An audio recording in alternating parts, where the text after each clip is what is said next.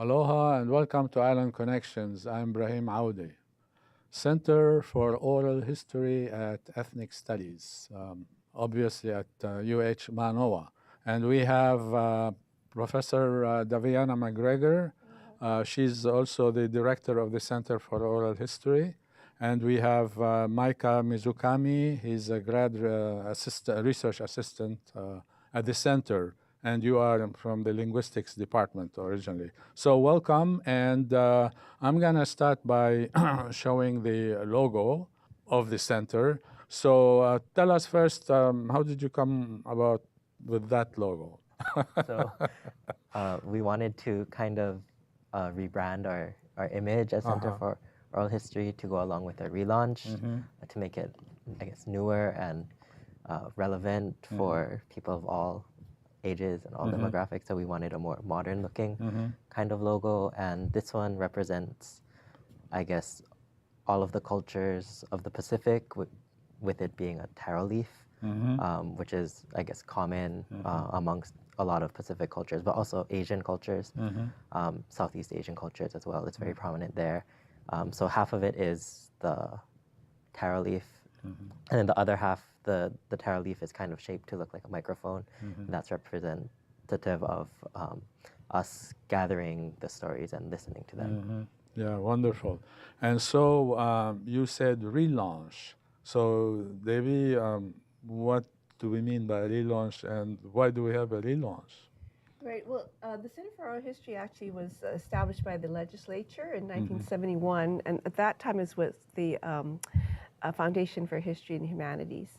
And then in 1976, we worked with Koji Ariyoshi and the legislature to transfer the Center for Oral History to the program at the time of Ethnic Studies here at UH Mānoa. And so the program was established here at University of Hawai'i in 1976 under the direction of Chad Taniguchi. And then in 1983, the center transferred to the Social Sciences Research Institute under the College of Social Sciences. And the director was Warren Nishimoto until he retired in May of 2017.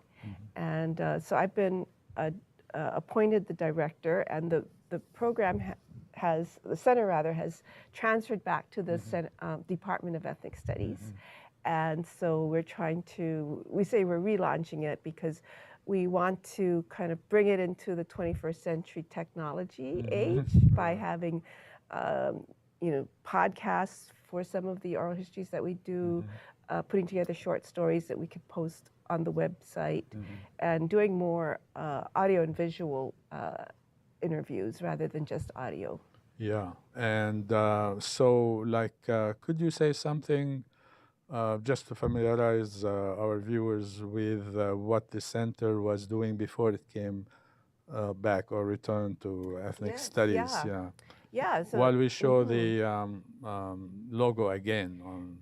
So the under Chad Taniguchi and Warren Nishimoto, they collected 800 interviews with men and women in Hawaii, and it's 30,000 pages of transcripts, and all of the transcript pages are on Scholarspace and can be accessed on Scholarspace through the University of Hawaii Hamilton collection.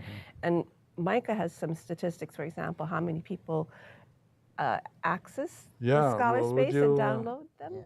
So these statistics are from the last year, April 2017 through May of 2018. And within that year, a total of 12,750 people have actually accessed our Scholarspace and looked at our stuff, and 15,970 people have actually downloaded transcripts from. So oral history is like, talk to people and collect, information about a particular period of time or a particular, maybe organization or whatever, about Hawaii politics, about Hawaii's, social formation, and all of that. So could you give examples of what was being done? I mean, maybe specific. Yeah, so one of the themes was communities in transition, and we have this book here, for example. Yeah. This is the volume 4, so about Waikiki from 1900 to 1985, and there are 4 volumes, and so there are photographs that the people who are narrating their life histories shared with us that they had, and then there are the actual transcripts, which again can be accessed at Scholar Space. Let me show it better, I guess. And the other communities in transition that were done were Kalihi and Kaka'ako. But we also focused on, very early on, Wailua, Haleiwa. That was one of the first oral histories that was done. And they looked at the experiences and life histories of different ethnic groups within Wailua, Haleiwa, from Hawaiians to Filipinos and Japanese and Portuguese. And then they did a focus on Waipio Valley and raising taro there. Then there are stories about occupations, so lay makers, teachers, store owners, and then there are key political figures. Governor Ariyoshi and Representative or Senator Tyra, and then they also did the university presidents, and then there are key historic events that they also focused on. So I know the first one was the 1924 Hanapepe strike, the Filipino strike, where Filipinos laborers were massacred. But we also have the 1946 tsunami, and also the lives of civilians. The tsunami on Big Island, April 1st, 1946, and also the tsunami on Maui, and then the lives of civilians during World War II. So those are some of the themes. These are like valuable collections, narrating Hawaii's history, in fact, through the eyes of, individuals who have been there and seen everything. Yeah. So that's the significance, and I'm glad it is, have open access and everybody can do research on Hawaii through that. So what is, the relationship, say, between the mo'olelo, and oral history? I mean, what are there differences? What's the relationship? Yeah.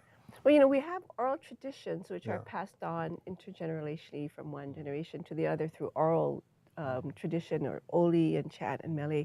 And so at this point, though, what oral history does is take those memories, in some cases could be the oral traditions, whatever memories or life histories people have to share, and then we start to write it down and document it, and then it's available more broadly than just, one generation to the next through families or halau. This one, it's still being passed on from one generation to the next, but it's being shared and available to a broader audience. And so we know it's either the life history of an individual, key historic figure, or a life history of an individual who experienced a key historic event, and they have actual eyewitness accounts that they can share, and what they went through and what they were feeling and how they recovered. And then we have the life histories of places and communities, and the experiences of the people who lived there and the families. So those are sort of the kind of themes and approaches. And we plan ahead. So we usually do a historic research on the community or on the historic event or the individual, and then we know what kind of time period we want to focus on in terms of the interview. We do a lot of preparation beforehand.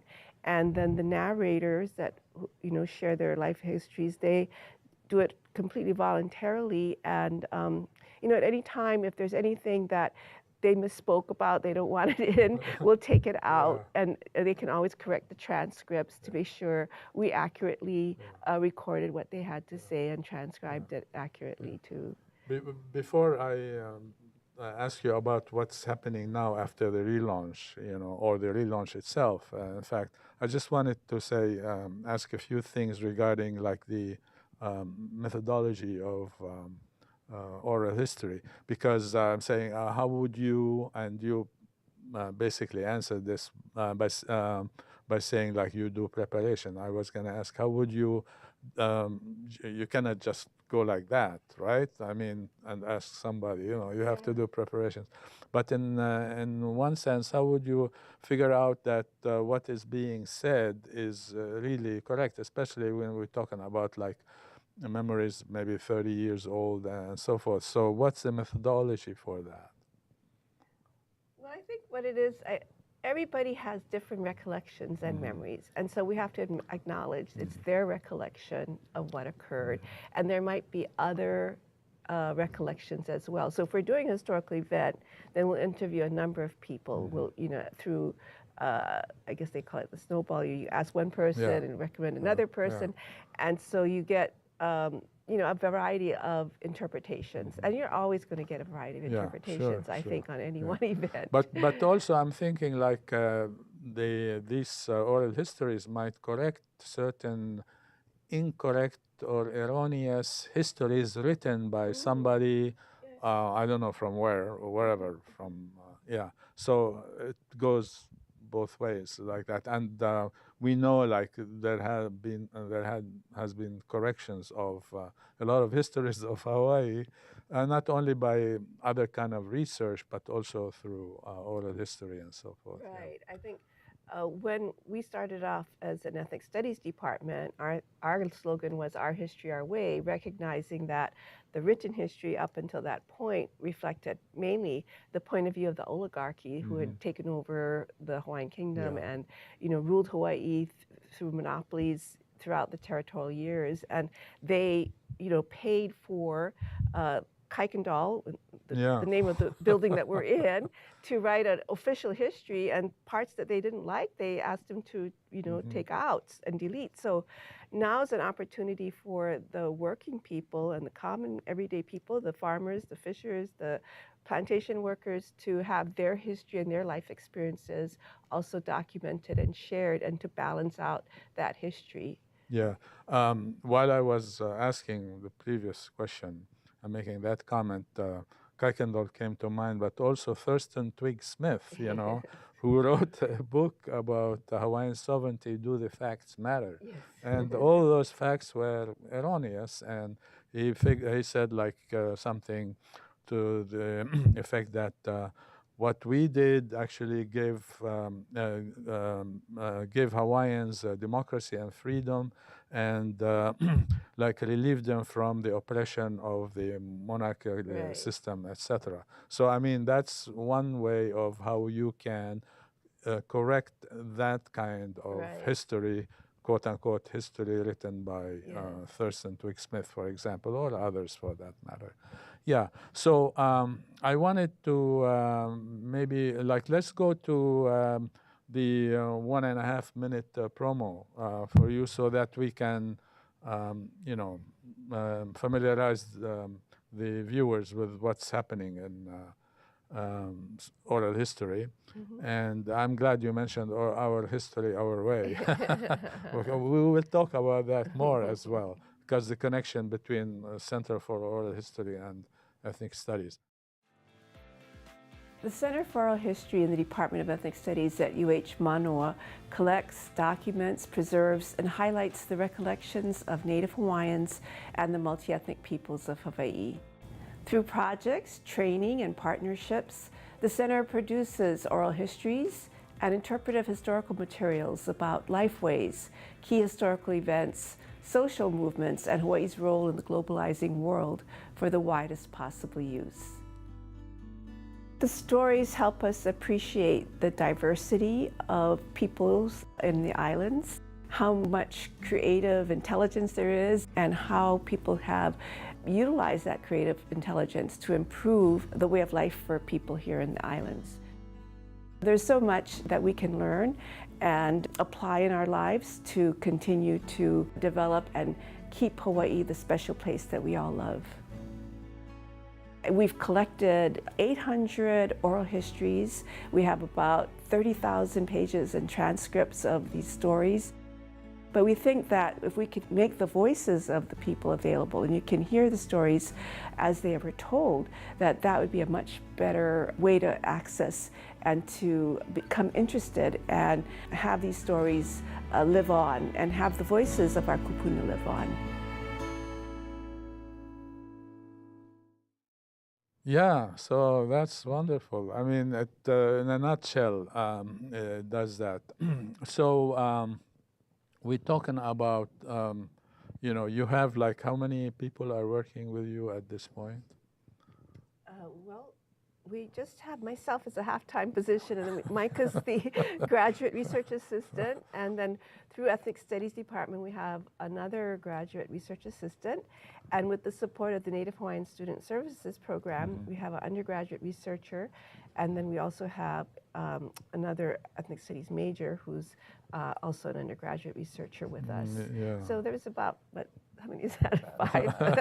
Five. Yeah, I saw Danielle. She's a former student of mine too, and yours maybe. Yes, Yeah. yes. So, Micah, what do you do? I mean, for the center. Well, that video we just watched, I helped put that together, get the clips for that, do some of the filming. I did the logo, I do a lot of our promotional materials, I do all of our emails and just the daily things, answer the phone. I also do transcriptions. That's very good, yeah. So another thing, like in terms of the relaunch, how did you prepare for the relaunch? I mean, I will ask you that too, but Micah, because you did like quite a bit of the nitty-gritty.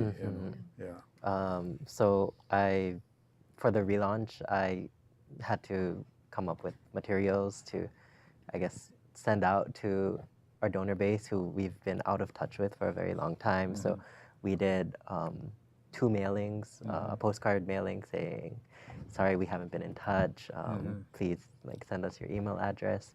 And then we did a second one specifically about the relaunch event. So I helped put those materials together along with flyers and things to put up around campus. And actually, when Center for Oral History returned to ethnic studies, that's a good match, it seems to me, simply because of what you said. I mean, or can be summarized by what you said about our logo and ethnic studies, which is our history, our way. So could you say a little bit more about that? I mean, you mentioned, but could you say a little bit more in terms of maybe specific examples? Oh, yes. Well, in the past, Micah works very closely with the Center for Okinawan Studies. And so there's very in-depth interviews in that community and resulted in the book Uchinanshu, which we saw in the promo video. And when we did outreach to the Okinawan community through Micah, they were very excited, enthusiastic, and a lot of them came to the events that we had, which is really encouraging. And right now, some of our projects are working with Gerald Cato in School of Communications and Colin Moore from Public Policy Institute to document a history of the 1978 Constitutional Convention. And Mike already was involved with one of the interviews, and we can talk about that more. And then in the video, you can see the Hawaiian kupuna, and I was involved with that interview. We're interviewing with the cooperation of the Limu Hui, the knowledge of the elders who are the ones who are taking care of the limu, our seaweed beds throughout the islands, and trying to replenish them and try to prevent the pollution and the conditions that are causing the loss of our seaweeds and the limu. And then the third project we have is to take the transcripts that we have and develop them into podcasts. And our consultant for that is Lurleen McGregor, who also works with PBS on the Insights program. And long story short, and so Micah's going through the transcripts and selecting key excerpts on a theme, and we're partnering with Hawaii Public Radio to air our podcast on the conversation program that they have. So the first one we're doing is on the April 1st, 1946 tsunami, and how did people respond to that tidal wave? Because recently we with all the volcanic activity and active eruptions of Pele on Hawaii Island, there's been a lot of earthquakes, and then usually the center will say, oh, there's no earthquake, there's no tsunami that's been generated locally, but there could be, and we would only have 15-minute warning. And so we would find ourselves in the same situation as people did on April 1st, 1946. So we can learn from them, what are the signs that we should look for? How we could run the other way and not toward the ocean to get all the fish that's coming up. And then also, how does the community rebuild after such a And how disaster? far you might want to go up also, Yes. So no, this is all very interesting. Here I see like you say the limuhui, and then there's something called lumuhui. So is that different? The limuhui, yeah. Lumuhui. Oh, it's supposed to be limu. Yeah, I know. So that's my typo. Okay. Yeah, but it's fine. I mean, there's so much, to relaunch and to set up again, this whole center. So you had to go to how many offices you have, or how many? What kind of space do you have for the oral history? I mean, that's an important thing. We just have our office, George 212. 212, yeah. No, the reason I'm asking, I mean, I know because I teach next to it. But to let our viewers know, this Center for Oral History that has a lot of responsibilities, Kuleana, huge, all of Hawaii, basically, and documenting all these kinds of, mo'olelo or, oral histories, should have more space. That's where I'm coming from. We want to make a space that students who are working on oral histories can, feel comfortable coming to and working there. So the other aspect of our relaunch is to try to integrate oral history more into our curriculum, and to also have it be a service learning opportunity for students who want to do oral histories of their families or their communities, or a key historical event. Or even, we've been talking about maybe interviewing faculty who are retiring and their service here at the university. So we'll be, Mike and I are working on putting together a workshop format, building on the oral history workshops that were done by Warren Nishimoto, and also a speaker that we brought in who's the director for the MA program at Columbia University. So we want to begin to have workshops that we can offer to students and faculty, and also to communities who want to do oral histories and learn about the process. Yeah, I will ask more about the guest speaker, who was wonderful. But first, I wanted to mention something, or talk about something we mentioned before, which is a question like you, as you prepare for doing oral histories, by definition, you are connecting with other groups. For instance, you mentioned the Okinawan, association, I guess, and it's a huge and highly organized association. But others, like if you're doing for instance, the Hilo Massacre and so forth, maybe Center for Labor Education and Research at West Oahu now, right? And others. For instance, when you do something about labor history, what kind of connection would you have with CLEAR, Center for Labor Education and Research, as an example, or any other example you want to give? Well, we would certainly draw on their resources and their repositories so that we're not duplicating what they have, and would, I guess, inquire about resource persons to interview as well. We also have, through our service learning activities, connections with Local 5, and they also have their kupuna group that want to do oral histories among themselves. So that's another opportunity for students to learn with them. And through the relaunch, we've reconnected with a lot of partners. So as I mentioned before, the Center for Okinawan Studies, and then Ulu Ulu, which is the moving image film archive at West Oahu College, and with the Historic Hawaii Foundation and the Hawaiian History Society and the African Americans Diversity Center. So there were a lot of other community organizations and agencies that are involved in doing oral history, and we pretty much did a broad outreach to reconnect with all of them and partner with what they're doing. So simply by doing your kuleana, you are connecting with everyone. So that's the scope, as I mentioned, like, all of Hawaii, but in fact, even beyond that. And this brings me to the question of like the guest speaker from the continent who came. So could you say what happened, more about that, and also to show the relationship between this oral history center and other centers for oral history on the continent? Well, I think what I learned from the speaker, she was Amy Sterczewski, who is the director of the Master of Arts program in oral history at Columbia University, and it's the only Master of Arts program in the U.S. Or undergraduate program for that matter. And actually, the whole methodology of oral history originated on the Columbia campus, and then started to become more popular from there.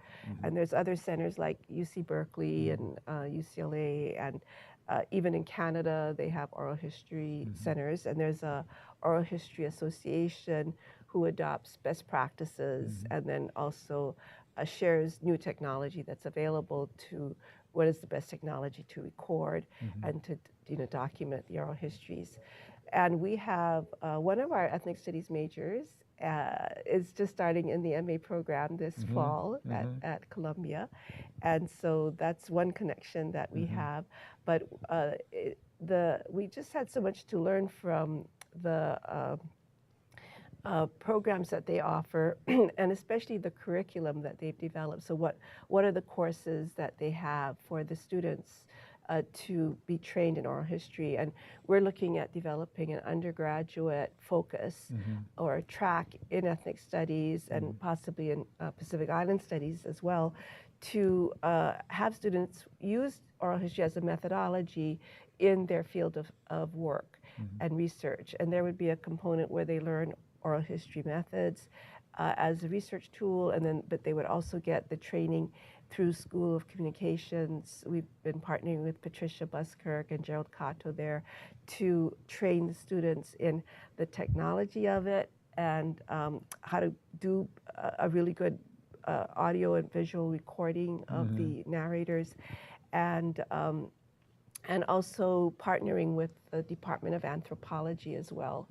So in fact, one of my colleagues, our colleagues from Department of Ethnic Studies, who's also jointly teaching with anthropology, is offering a field school in oral history and doing the oral history of the Wailua community, Native Hawaiians in Wailua on this island of Oahu.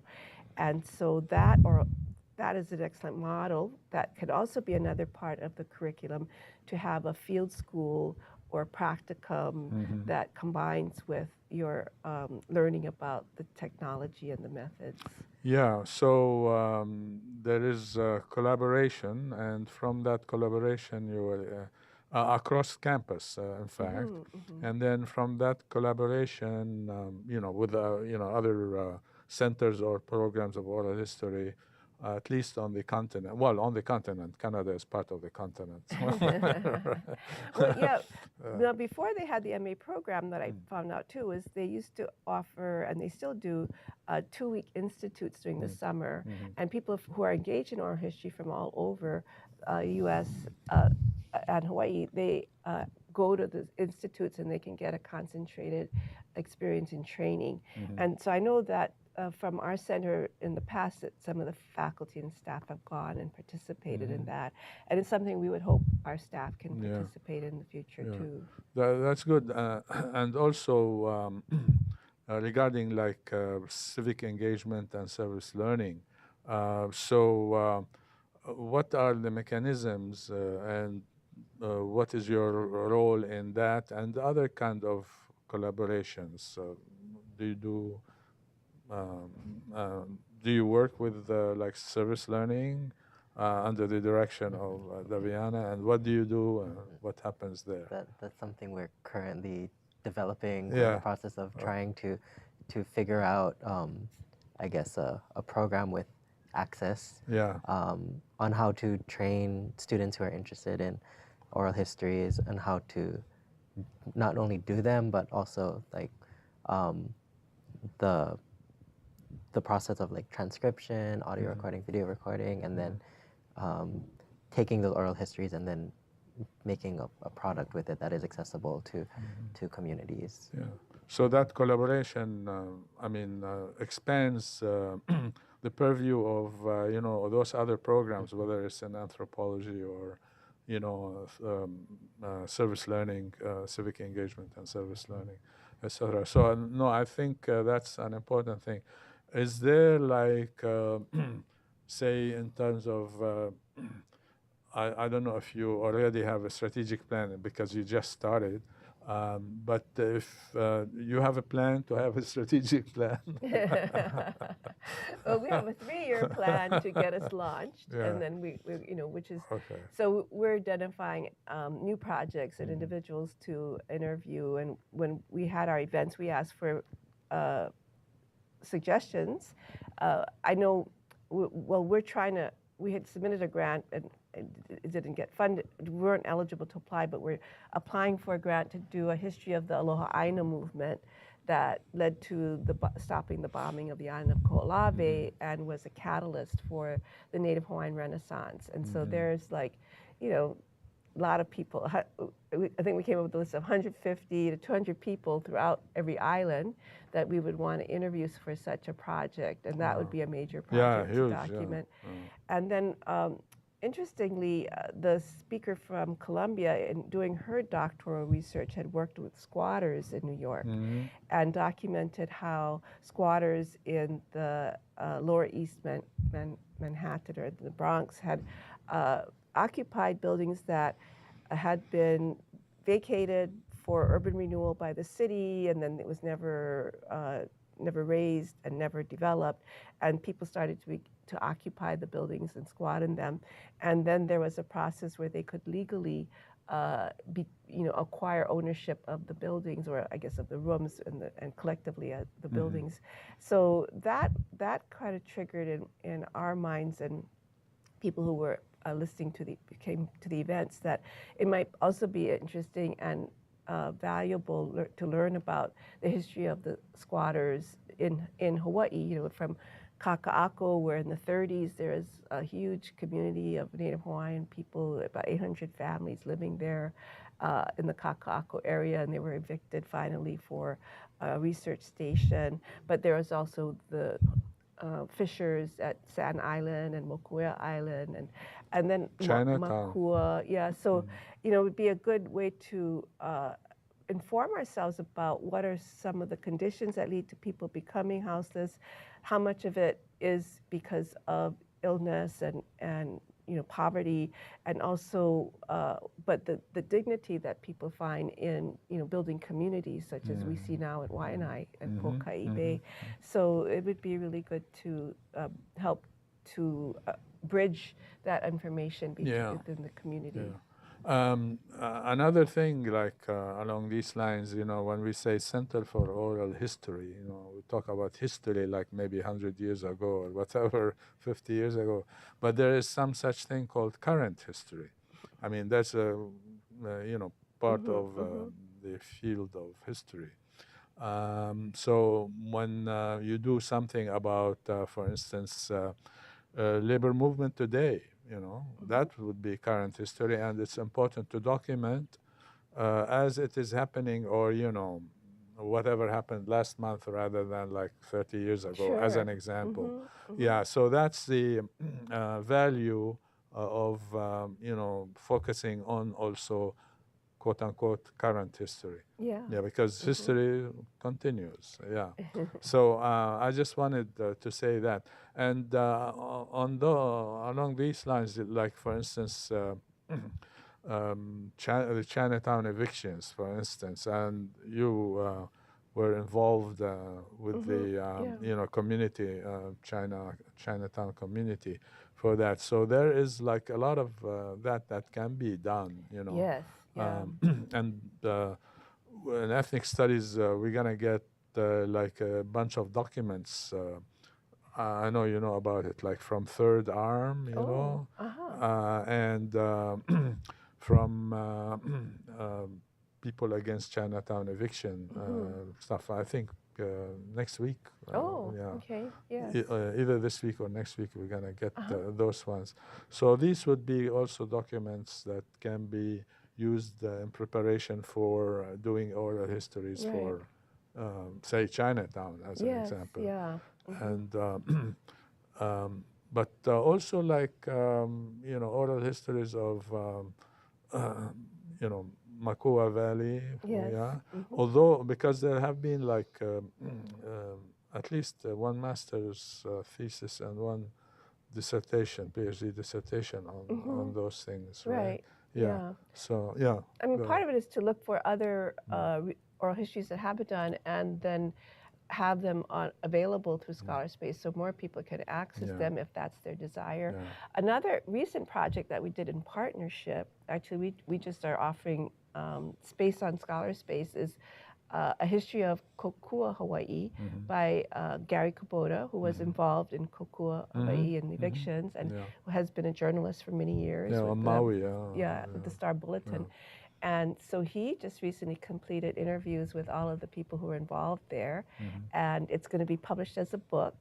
And their interviews are going to be available through Scholar Space. So that's a nice kind of partnership that we can do, where someone wants to do it, they have the initiative, they have the resources, but they want to make it available and accessible to the public. Yeah, I'm also thinking about like oral history of theater in Hawaii, because it has like theater about indigenous Hawaiians, Kanakaʻiwi, and also theater in general. I mean, the local experience in theater, etc. So these are also important things to show the multifaceted nature of the Hawaiian communities, right? Yeah. So that I think is an interesting thing. But when we talk about like current history, etc., there would be, I mean, even like history like 30, 40 years ago has a political, component to it. But if you do like, for instance, Local 5 now, or other kind of communities, indigenous movement, etc. So there's a political component to that, and so oral history is not just history, etc. But you can draw lessons from that history to study that particular period or the current period, but also to see what we can do, what we can learn to move forward, right? So could you say more about that, if you? And you can jump in, Micah, anyway, anytime. Well, for me also, I think what is an important dimension is to build a sense of community history, because 45% of the people who live in Hawaii are not born and raised here.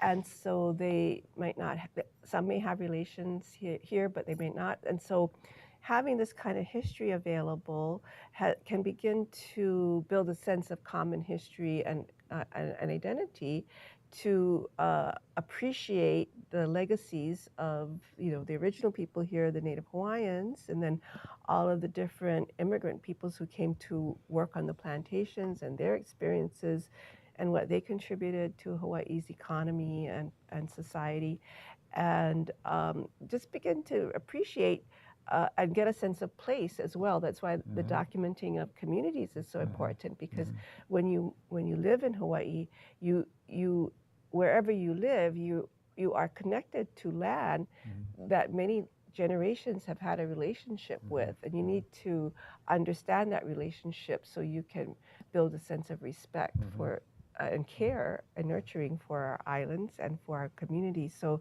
I think it can contribute to that as well, and learning about the past struggles that various communities have gone through for social justice can build an appreciation about what the current issues are. Why are Native Hawaiians want sovereignty? And you have to dig deep into history to understand what's the foundation for that. Yeah. And then, why are certain, political politicians, why do they have such a great base of support among different, demographic communities within the islands? And the role of, say, the Okinawan community, very active in politics, in building the society, in the whole restaurant and food industry and farming and such, and very strong community and advocates, and involved also in movements for social justice. And you have a governor who's Okinawan. And so to understand and appreciate what is the history and legacy and experience of our leaders today that go deeply into our community's history. Yeah, and Micah, while you were talking about the logo, you mentioned that this is shared by communities and peoples across the Pacific, right? And so I am thinking, like, in terms of collaboration and expansion, not only to the continent, whether it's Canada or continental U.S., but also other areas like Okinawa, for instance. We share quite a bit with that, given like the migration and all of that happened. So have you thought of like that kind of issue, like, trying to connect into the Pacific, since you're the one who designed the logo? Well, I think it's definitely something we need to think about, but we need to figure out how to go about doing that, especially when doing oral histories. It's a big part of it is the transcription and making it accessible. So we need the resources to do interviews in all of these Pacific or even Asian languages, and then getting them transcribed and then translated. It's another process. So it's a great idea, and I would love to do that, especially with Okinawa. That's actually how I started with oral histories, doing interviews in Okinawa. And that's where my interest in oral history came from. So, and you did something about the language? And I was looking into the experiences of people living in Okinawa, and how, I guess, that shaped their identity and sense of being Okinawan.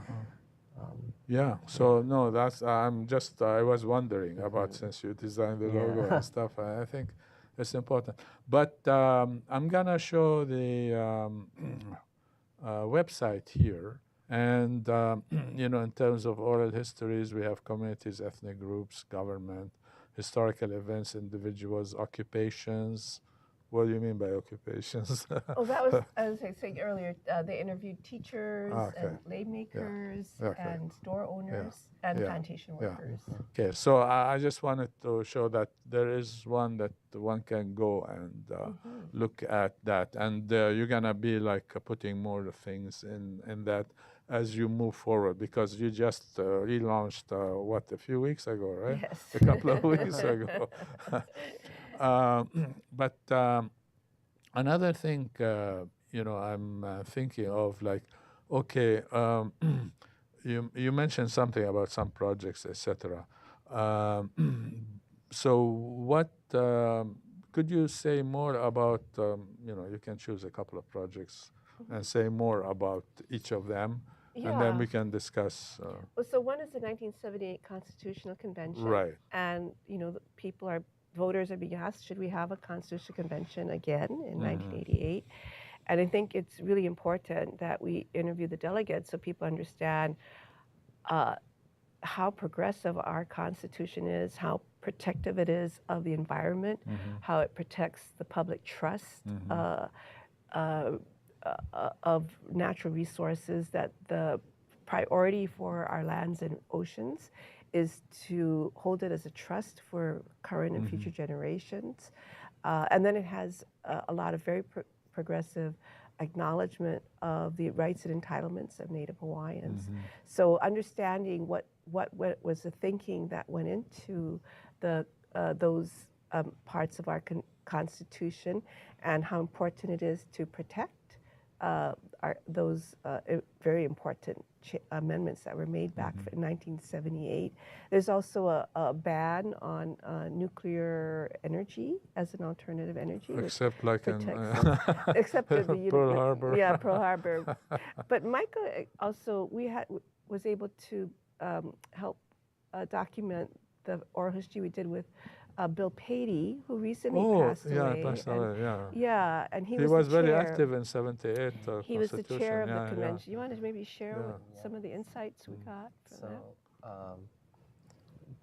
We were very lucky in the timing of the interview with him, and I got to sit down and take notes during the interview, which was conducted by Gerald Caetano.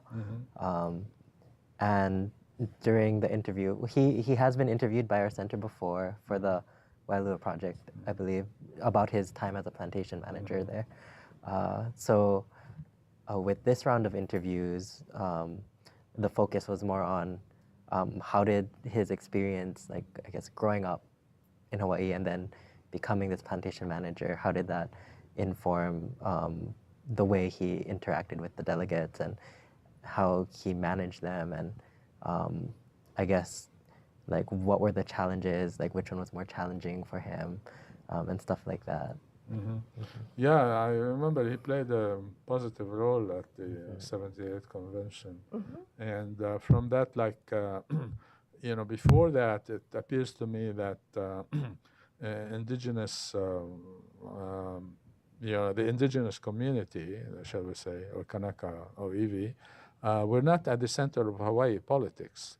But since 78, you could see a huge shift. I mean, in that. Could you say more? I mean, I don't want to. I know about it, but.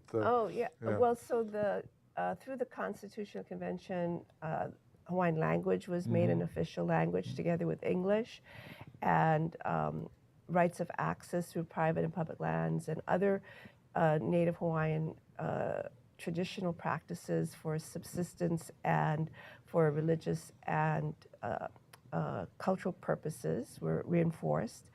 And then the Office of Hawaiian Affairs was established to receive the revenues from the Ceded Public Lands Trust to manage that for benefits to the Native Hawaiian community, and also to serve as an advocate agency for the Native Hawaiians.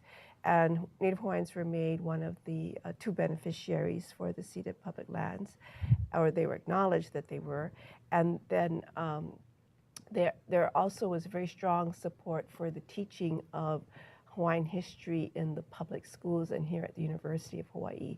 So that laid the foundation for the Kupuna in the Schools programs that are in the elementary schools, but also the requirement to have Hawaiian history taught in 7th grade and 10th grade, and then support for Hawaiian history and language here and Hawaiian studies here at the University of Hawaii.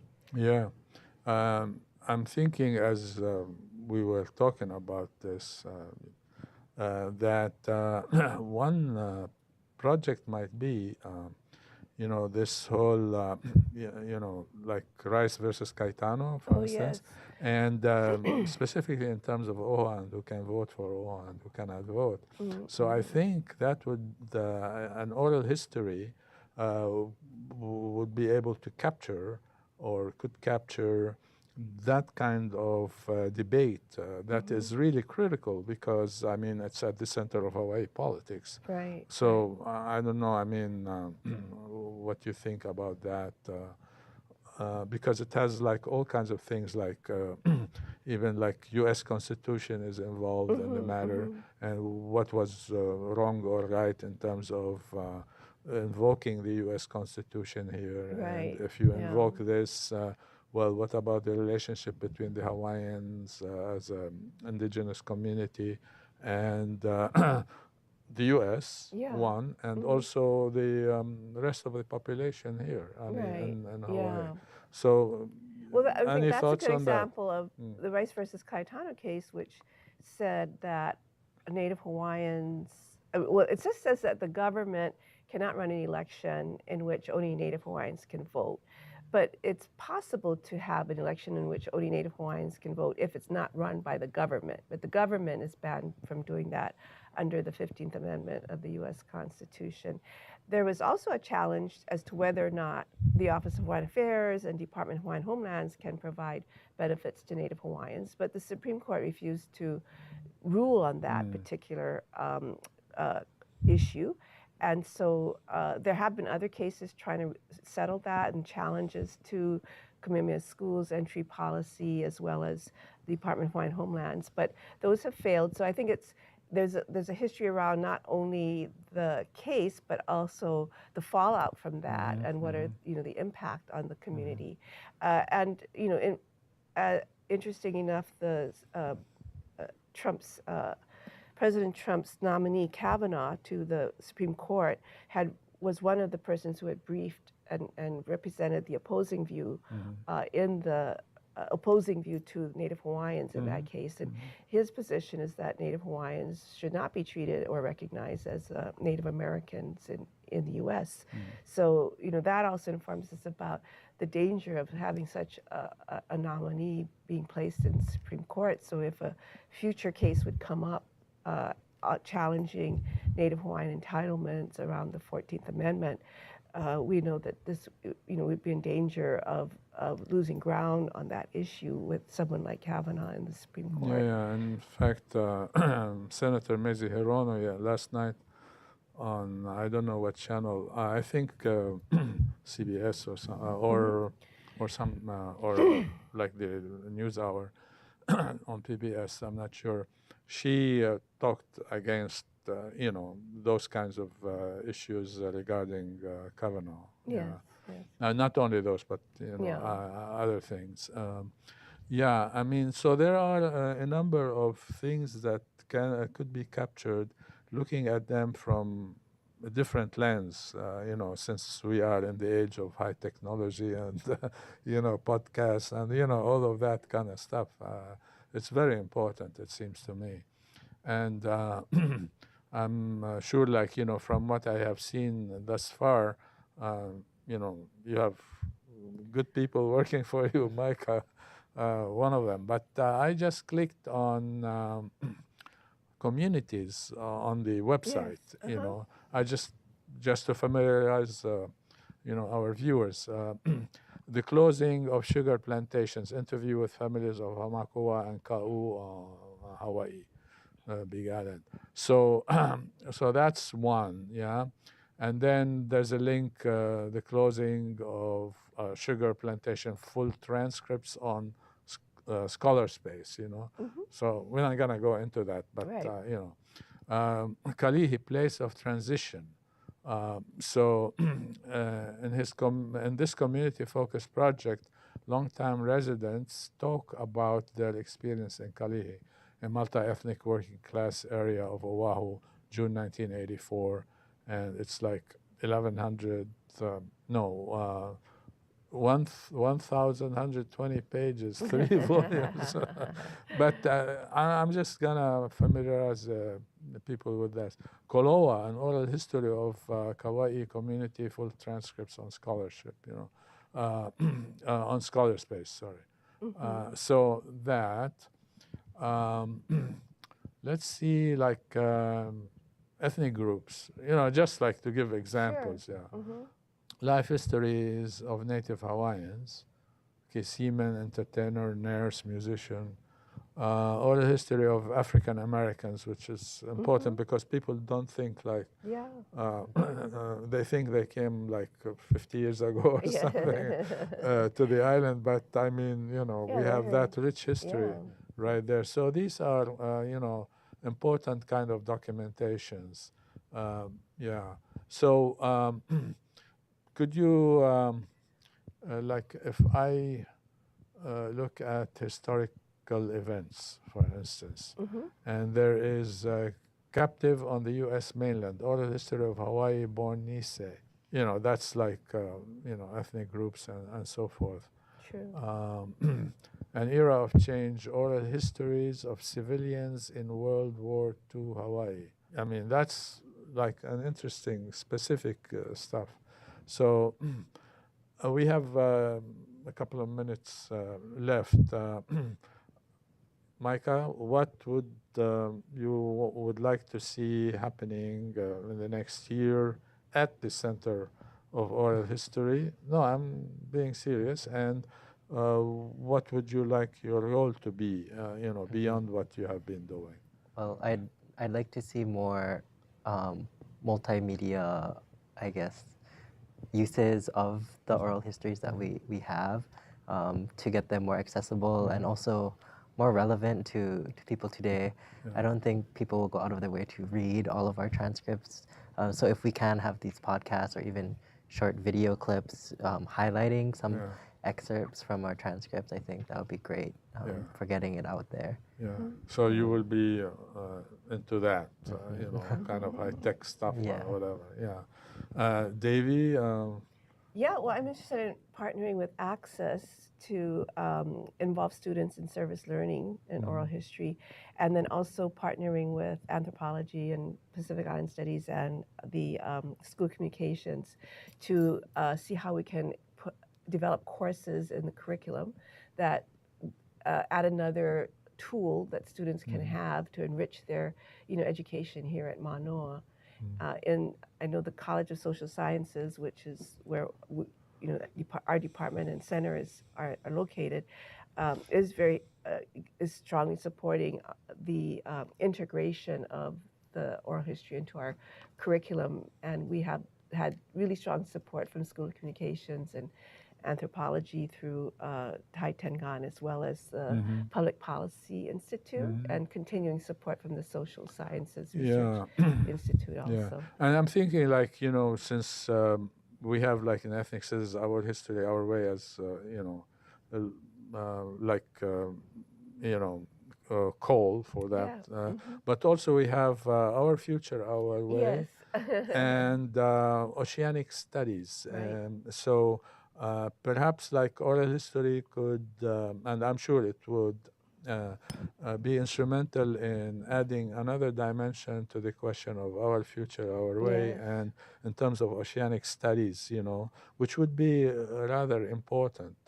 So it would be good. Do you have like just kind of a vision for that to try and connect to other peoples of Oceania? Well, I think we're interested in looking at Micronesian connections as well. And another partner is the Digital Humanities program. So they're also have everything's online, and you know you can do this digital mapping. So that would expand our connection. But the Center for Pacific Island Studies faculty have indicated an interest to linking with what they're doing in Guam and in the Mariana. Federated States of Micronesia as well. Yeah, well, I mean, that is very good introduction in terms of the launch or relaunch of Center for Oral History. So we are flat out of time. So thank you, Micah. Thank you, Davy, for coming and sharing and moving right along. Okay, thank you for our viewers. Mahalo nui loa, and see you next month. Aloha.